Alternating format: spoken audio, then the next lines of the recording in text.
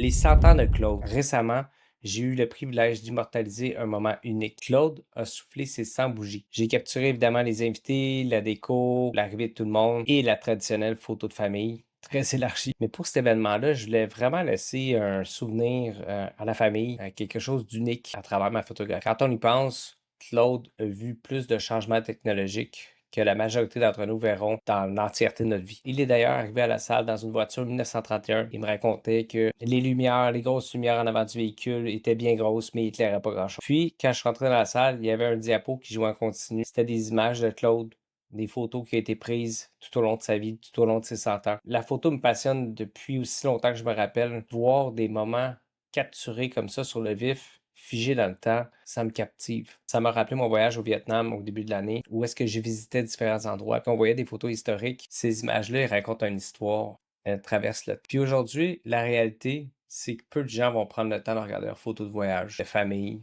ou de leur dernière réalisation. C'est pourquoi imprimer des albums, ça a un impact majeur, parce que c'est sûr que tu vas regarder plus tes photos. C'est ça que ça m'a fait réaliser de photographier le 100e anniversaire de Claude. Regarde la photo que j'ai faite pour lui.